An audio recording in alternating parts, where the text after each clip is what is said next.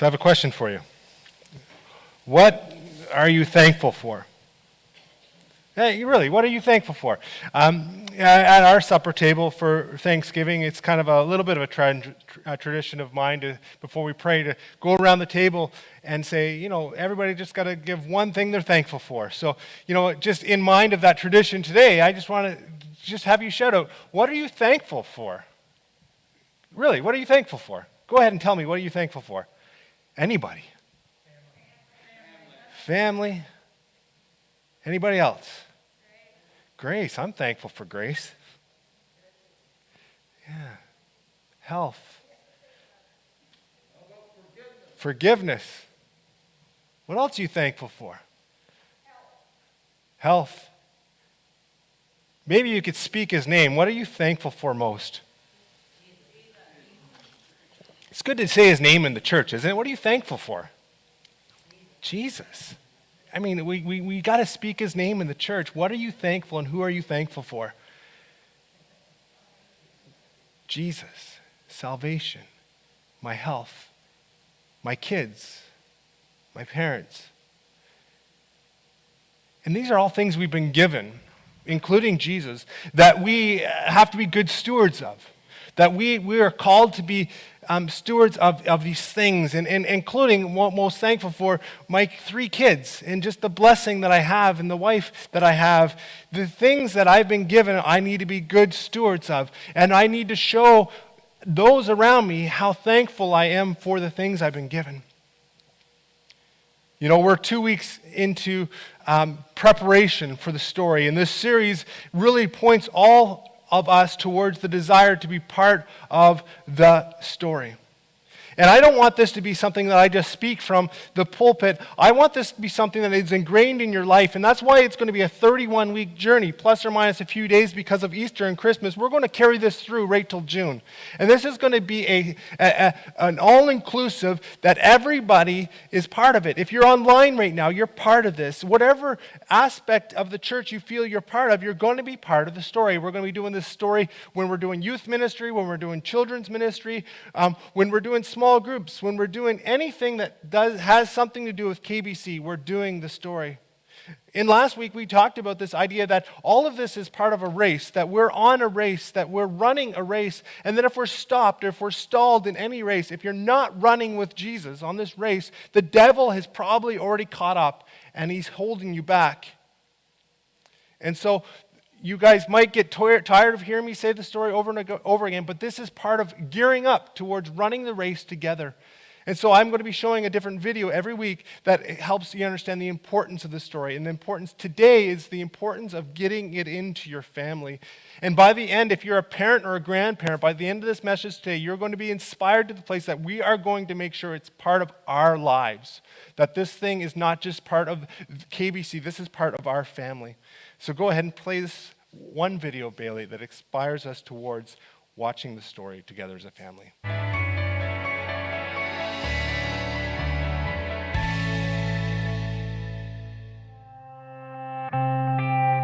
Being in children's ministry, I see an increase in separation between kids and their parents. A lot of times it's difficult to be on the same page, to talk about things that are important. I think by doing the story as a whole church, the parents are able to be learning these stories too. Sometimes you're having parents come into our building that haven't learned all these stories as children, and a lot of times what's a hesitation for people even volunteering is they feel like they don't have that knowledge of the scripture.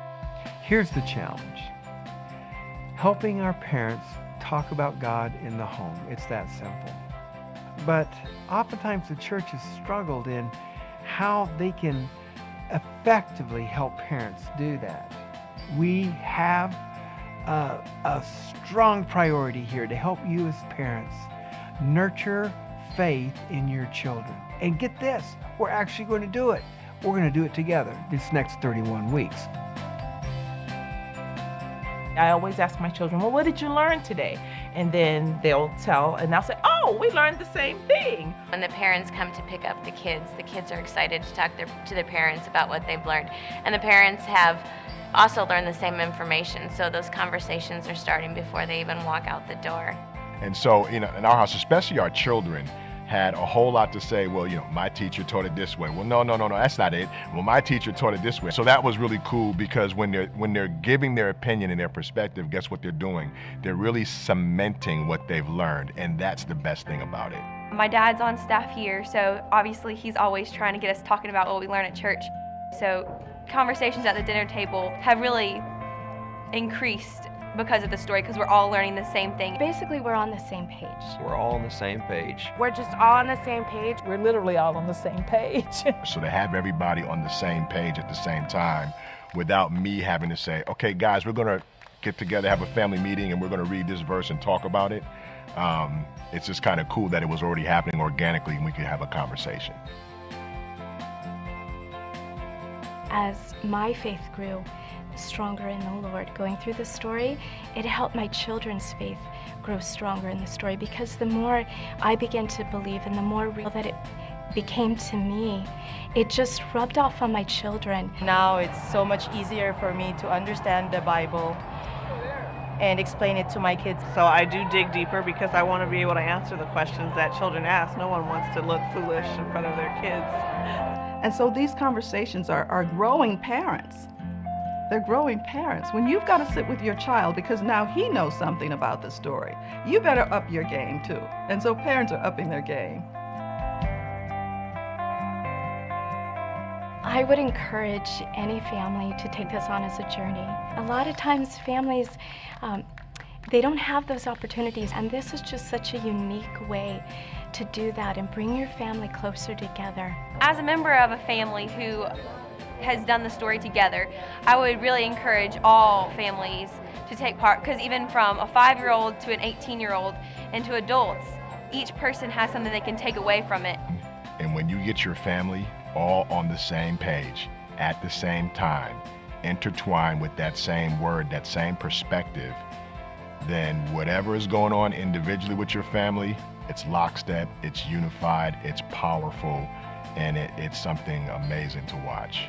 So I would say, let's get everybody on the same page and let's make it happen.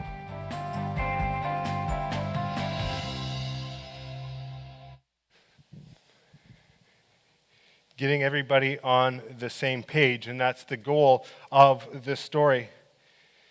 So part of the questions I've been asking today is about thankfulness and thankfulness in Jesus. And so I have a question for you today, is when did you come to know Jesus? When did you begin to follow Jesus in your life? You know, when you began that journey and you began to run that race, I have a question for you. Who helped you run that race? Who kind of potentially even dragged you into that race a little bit, dragged you to church, whatever that might be? But there's someone that you followed along the journey. You followed Jesus, but there's someone that you followed along the journey. See, when you come to Jesus, Jesus doesn't say when you come to him, he doesn't say you've arrived. He says things like this. Says things like this: get out of the boat. Pick up your cross and follow me. Pick up your mat and walk. Go and make disciples. Love one another. Hunger and thirst for righteousness. Serve me. Come to me. Learn from me. And of course, follow me. See, in our life with Christ, it's all about following. It's not just about running the race that Jesus has set out for us, but it's following him along that race. But while you follow Jesus, there's often people that should be following you. That when we make disciples, there's people that are coming alongside us. And I believe that we that have been gifted as potentially grandparents, potentially as parents, potentially as aunts and uncles, that we have people following along our journey. And sometimes when I'm going along on my journey, I look behind me and there's nobody following me. And as a pastor, that's the worst case scenario, that I'd be leading out in front and then I look behind. I've been on this journey for so long, but there's nobody following behind me. I've made that mistake in a few different situations. I'll give you an example. We love hiking as a family, and the other day we went hiking with the Bodashans, and we loved that experience. We went up to Turtle Mountain. But sometimes on those hikes, I'll be following my footsteps and watching every step, and then all of a sudden I just, after 5 minutes goes by, I'll pause and I'll look behind me, and I realize I've led too far in front, that nobody's following anymore. You know, my brother-in-law, one time he was supposed to be following me as I led in direction. You ever do this before? Like says, hey, I'll follow you to wherever you're going, you know, and you go along and you hit a few stoplights and you're just driving along. And you maybe even going a little bit above the speed limit. Anyways, I'm doing this with my brother-in-law one time, and all of a sudden my phone rings. And I pick up the phone. I didn't pick up the phone, but I press the, answer phone. I didn't pick up the phone. And hands-free, right? And he's like, Brian. I'm like, yeah. He goes, when you say you're going to lead someone somewhere, usually you wait for them to follow you. He says, where are you? I said, I have no idea where I am right now. And so sometimes that happens where we forget that people are following, and that's what happened in that scenario. Oh yeah, I was supposed to be leading Sean in a certain direction, and I lost him. As parents, sometimes that happens to us, that we're out in front of our kids, but we get to a place where they're no longer following us. And that's a sad reality for a lot of parents in the church, that the kids have dropped off. And as a parent, I have a great responsibility. I have a responsibility as a pastor to make sure that the church is following me, but I have an even greater responsibility to make sure my children are following me. And there's several reasons that I do not do well in this area. And all of us are probably in this scenario. And this is number one reason why our kids aren't following us, or we don't feel equipped to lead in this area. That, how many people in this room feel equipped to be leaders in their faith journey? None of us really do as parents. When we're leading at home, we do not feel equipped to lead in this journey. And that's the thing about the story. And the beautiful thing about the story, and you saw it in that video, is that this is an equipping of parents so that the children could follow along, so that we as parents feel equipped. Second reason that we don't feel that or why we don't lead is because we pass the job on to the church and social media. That's one of the things I've recognized in the last 16, 17 years of being in church ministry, especially, helping kids along the journey, is that parents often pass the responsibility off to the church. And that was one of the great hindrances of Sunday school, is that parents would drop their kids off at Sunday school and say, you go do your thing, and I'll go do my thing. And then we pass the responsibility onto the church. And that's never the case. The Bible never said, all right, parents, you need to bring your kids to church and make sure that they're equipped well in their Sunday school. No, the equipping has always been down to us as a family, as parents. But we hope that God will put them through and that they will have faith when they reach the age that we need to let go of them. And that's the big word. We hope that God will pull them through.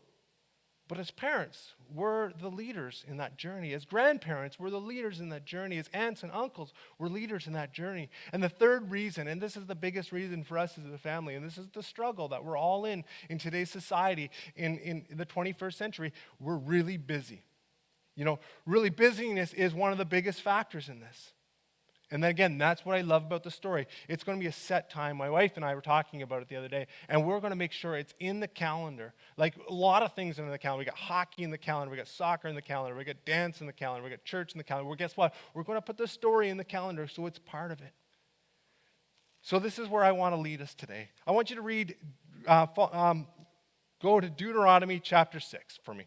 Genesis, Exodus, Leviticus, Numbers, Deuteronomy. It's in the Old Testament. We're going to read from Deuteronomy chapter 6 today. And we're going to begin to see the importance of what we're talking about today. Deuteronomy chapter 6. And as I lead into this, I have a couple questions for you. When I, do this little jingle, ba-da-ba-ba-ba, what are you thinking? I'm loving it, right? We know it, like these commercials that I got a few more, just do it. Nike. We know these ones, right? What else? You're in good hands. Allstate, right? Have it your way. Burger King, yeah, good job. How about the happiest place on earth? Disney. Let me go to a few. They're great. Frosted Flakes, we're doing well. Melts in your mouth, not in your hands. M&M's, right? Wayne will love this. The choice of the new generation. Pepsi, yeah. Wayne, that's his meal of choice for breakfast. I've recognized. But why do we know these things? And you know what? Often we're the generation, especially with Netflix nowadays, commercials are not a big part of our, but for some reason, the repetitiveness of these slogans have gotten into our minds and gotten into our brains where we know exactly what the slogan represents, right? And for this particular passage, this was and still is for the Jewish nation, this is the most important verse, 3 verses in all of Scripture. It's called the Shema. And this Shema would lead people to understand the importance of their faith. So Deuteronomy chapter 6, verse 4, you begin to see it on the screen. Hear, O Israel, the Lord our God, the Lord is one. Love the Lord your God with all your heart and with all your soul and with all your strength. These commandments that I give you today are to be on your hearts. Impress them, follow me, impress them on your children. Talk about them when you sit at home and when you walk along the road, when you lie down and when you get up. Did you hear that? Impress them. Tie them as symbols on your hands and bind them on your foreheads. Write them on the door frames of your houses and on your gates. This was the slogan of the Jewish nation and should still be the slogan of our church today. So what I want to talk to you about is that our faith will be reflected in the hearts of our children only if we put it on display in our life so they can see it at work. I'll repeat that. Our children reflect our faith. If our faith is real, if our faith is displayed in our life, if it's displayed at our work, if it's displayed in our household, our children will reflect that. But often, our children reflect the faith that we might not show every moment of every day. See, the Shema is an important part of the Jewish faith. And the first word of it is this word, Hear, O Israel. Hear, O Israel. Here is the important part of Hear, O Israel. Listen to me. This is important. And so 2 times a day they would repeat these 3 verses. And even still today they would repeat these 3 verses. But just like slogans, and that I'm loving it, we know that it's related to McDonald's. This particular passage we know is important.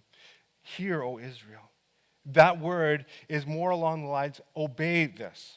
Obey. If you hear God, but do not put it into play, you are not hearing at all. We've got a couple interesting pictures up here, and sometimes you guys might relate to this, and sometimes, it's particular. My wife would be talking to me, and, probably 5 minutes of her talking would go by, and she'd look at me and she'd say, are you listening to me? Yeah, sure. And she was like, what did I just say? I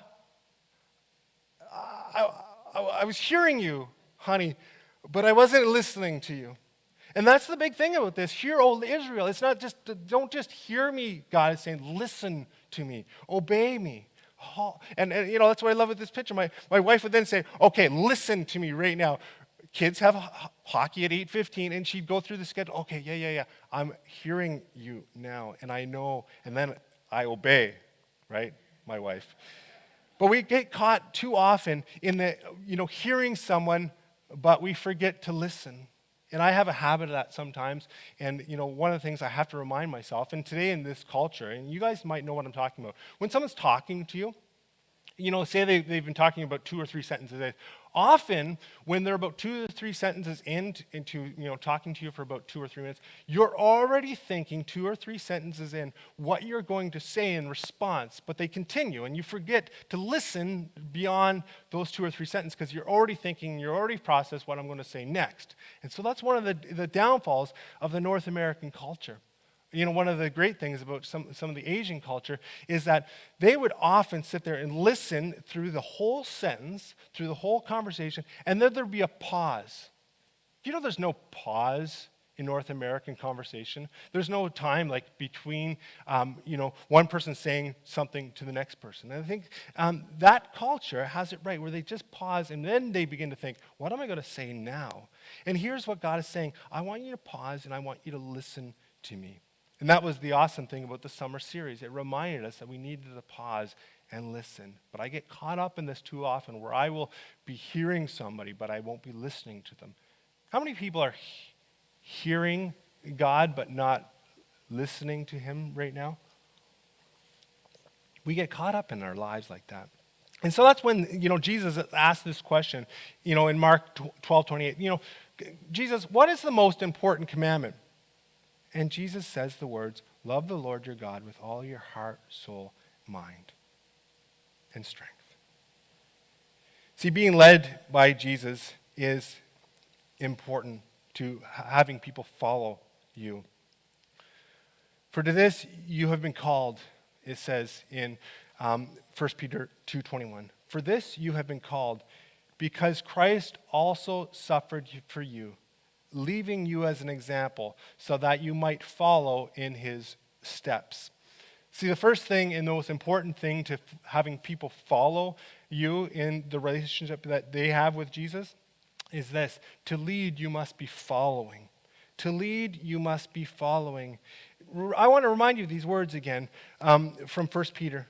For to this you have been called, because Christ also suffered for you, leaving you an example so that you might follow in his steps. We need to be following in Jesus' steps if we expect our children to follow in the steps that we're setting out for them. As you follow, you must model a personal relationship with Jesus Christ with your kids. See, you've heard this said before, and kids are the best at this. Kids are the best at detecting their parents' phoniness. Right? They're best at detecting their parents' phoniness. And reality sets in for parents when they realize that's the case, that they haven't lived out their faith with their kids. They can detect phoniness a mile away. So here's the question that I often ask my kids, and I just asked Bree this question the other day. When is the last time you asked someone that's supposed to be following you, am I setting a good example? We were driving along the other day, and I asked Bree, I said, Bree, am I giving a good example to you of who Jesus is? And, that's a great question to be asking anybody in your life that you think might be following you. Am I setting a good example? So when is the last time you asked someone in your life if you were modeling Jesus well to them? Remember this nursery rhyme or whatever it would be, no more monkeys jumping on the bed. Do you remember that one as a kid? And monkey see, monkey do. A couple pictures again. Our kids are trying to follow in our footsteps as parents, as grandparents, as aunts and uncles. They're trying to follow in our footsteps. But our shoes are often way too big for our kids. But yet they try, right? And they mimic us. And I wish I can go back in some scenarios, man, I wish I didn't do this way. Because I can see it in my kids. I can see the way I've overreacted sometimes. I can see my frustration that I've displayed. I can see it coming out in my kids, when they react certain ways. And for me, I'm bad at this. My wife knows I don't put things away well. Right? My garage, it takes a while. And I got my garage clean the other day. I was super proud of myself. And so my dad showed up yesterday. And I'm just praying that he thinks my garage was in a good place, because I often get judged by the messiness of my garage. And my garage is, and I pressed the button. My son and I drove up. And I pressed the button of the garage, and the garage door opens up. And he looks. He says, wow, Dad. He says, the garage is really clean. He says, how long do you think that's going to stay that way? Right? And you know what? And when I get up to my kid's room and man, your room is messy. Like, why can't you put things away? And then I stop. I'm like, because I can't.